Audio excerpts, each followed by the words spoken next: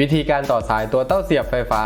รุ่น ZP1622 ของแบรนด์วีน่าครับเริ่มกันที่เอาฝาครอบออกก่อนครับตัวฝาครอบมีระบบล็อกสกรูไม่ให้สกรูหล่นหายนะครับเราแค่ถอดออกมาแล้วภายในเราก็เจอประมาณนี้ครับทำการเอาสายไฟที่เราต้องการใช้มาทาบระยะเพื่อปอกและตัดสายไฟนั่นเองไม่ว่าจะเป็นสายกลมหรือสายแบนระยะปอกเปลือกของฉนวนอยู่ที่ประมาณ23มิลลิเมตรครับและระยะปอกฉนวนตัวนำอยู่ที่ประมาณ11มิลลิเมตรครับก่อนที่เราจะใส่สายนะครับทุกคนเดี๋ยวเรามาดูตัวล็อกสายกันก่อนครับเราก็ทำการถอดออกมาเมื่อถอดออกมาแล้วครับการวางเพื่อล็อกสายมันจะมีวางได้2แบบนี้ครับคือแบบสายกลมและสายแบนนั่นเองหลังจากนั้นเราก็คลายสกรูออกครับสำหรับล็อกสายไฟตัวนี้ไม่ต้องถอดออกทั้งหมดนะครับแค่คลายแล้วก็ใส่สายไฟได้แล้วเราก็จะได้ประมาณนี้อย่าลืมยึดให้แน่นนะครับ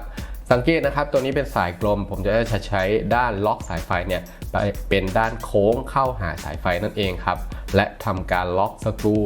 โดยให้ระยะแต่ละด้านเนี่ยนะครับเท่ากันสายแบนก็เช่นกันครับตัวล็อกสายเนี่ยเราก็จะพลิกอีกด้านเป็นด้านที่เสมอเพื่อล็อกสายไฟนะครับตัวนี้เราก็ยึดให้เสมอกันเช่นกันนะครับเราก็จะได้